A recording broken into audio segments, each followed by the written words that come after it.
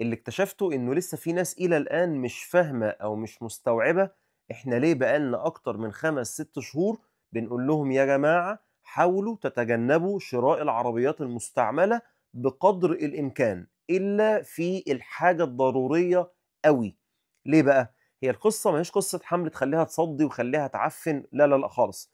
القصة وما فيها إنه أسعار العربيات اللي حضرتك بتدفعها دلوقتي، بتكلم في المستعمل، أسعار العربيات المستعملة اللي أنت بتحط فيها فلوس دلوقتي مضاف ليها 40% أو 50 كمان في المية من سعرها إضافي على السعر الحقيقي.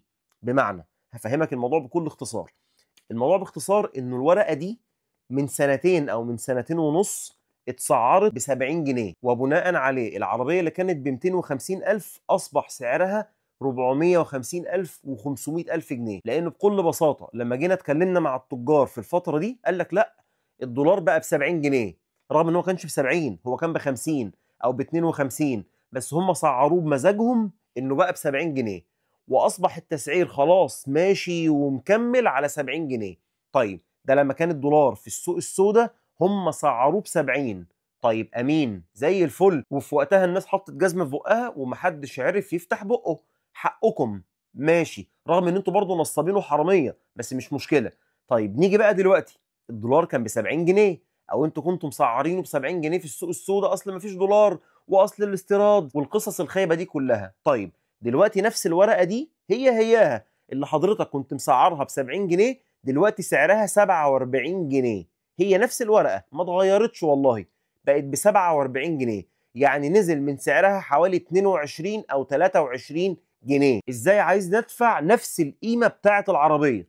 ده اللي بنقوله للناس وبنحاول نفهمه للناس. ما هياش قصه خليها تصدي ولا نعمل حمله، لا لا لا خالص، احنا بنتكلم في ابسط الحقوق.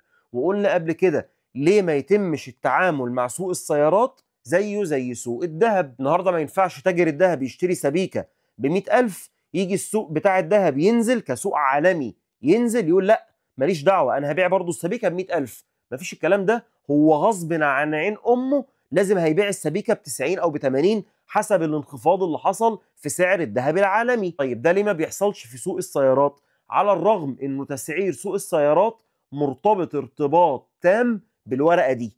طب الورقه دي نزلت، طب ليه اسعار العربيات ما نزلتش؟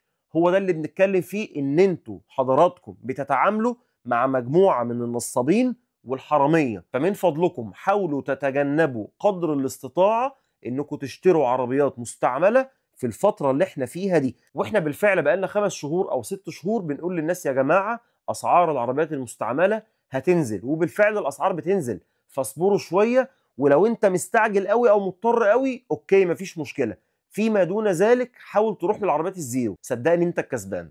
سلام عليكم.